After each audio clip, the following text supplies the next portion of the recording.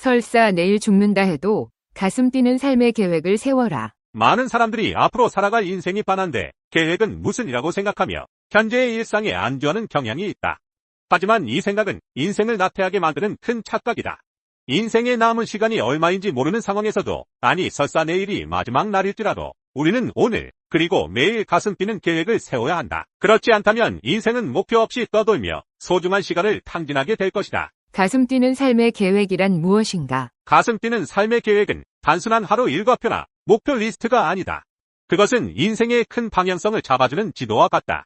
길을 떠날 때 지도가 없다면 우리는 어디로 향해야 할지 알 수 없고 결국 방황하게 될 것이다. 인생도 이와 마찬가지다.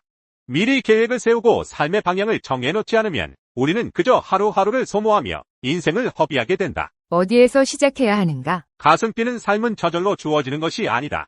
어떤 사람들은 나는 흥미있는 것이 없다, 나는 특별한 재능이 없다라고 말하며 스스로를 제약하지만 그것은 변명에 불과하다. 우리는 자신으로부터 시작해야 한다. 흥미로운 것을 찾아 그 대상에 시간을 투자하고 그 분야에 힘과 에너지를 쏟고 그 대상에 대해 깊은 관심을 가지면서 삶을 바꿔나가는 것이다. 이 과정을 통해 우리는 점점 더 자신의 삶에 열정을 갖게 될 것이다. 열정 없는 삶은 시시하다. 우리가 매일 반복하는 일상 속에서 열정을 느끼지 못한다면 삶은 점점 더 시시하고 늘어지기 마련이다. 광기라고 표현할 정도의 몰입이 없다면 일상은 그저 무의미한 반복일 뿐이다.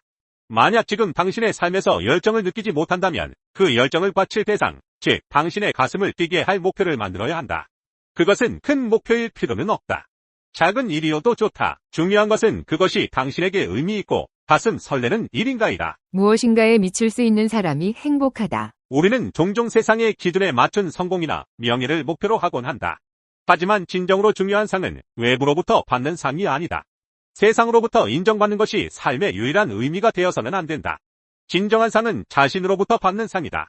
그것은 스스로가 의미를 부여한 삶에서 얻어지는 성취감과 기쁨이다.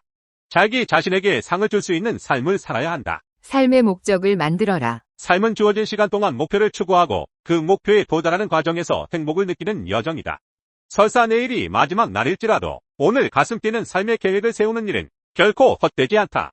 그 목표가 우리 삶을 더 충만하게 만들고 더 깊은 의미를 부여할 것이기 때문이다. 당신은 어떤 목표를 세울 것인가? 인생이 얼마 남지 않았다고 하더라도 그 과정에서 얻는 기쁨과 열정은 우리에게 가장 큰 보상이 된다. 내일이 마지막 날일지라도 오늘 가슴 뛰는 계획을 세우고 하루를 열정적으로 살아보자. 철학 증명 문제. 왜 성필원이 세상에 존재해야 하는가? 왜 무가 아니고 유여야 하는가? 세상에 성필원이라는 존재가 없다고 가정해보자. 그렇다면 아무런 법칙도 존재하지 않을 것이다. 결국 법칙도 어떤 것이기 때문이다. 아무 법칙도 존재하지 않는다면 모든 것이 허용될 것이다. 모든 것이 허용된다면 무는 용납되지 않을 것이다. 따라서 무는 그 자체를 용납할 수 없다. 그러므로 성필원은 이 세상에 존재해야 한다. 철학 문제 증명 끝.